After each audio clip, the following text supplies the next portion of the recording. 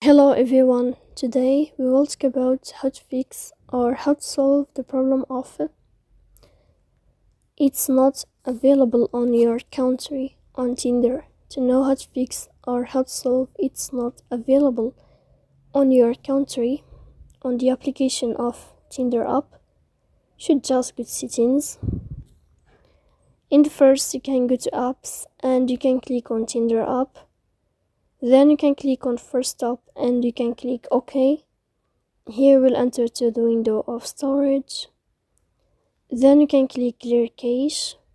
Don't click clear data because that can cause you errors or can delete your account. In the end, you can turn off your phone and you can wait a moment to turn on your phone again to fix that problem.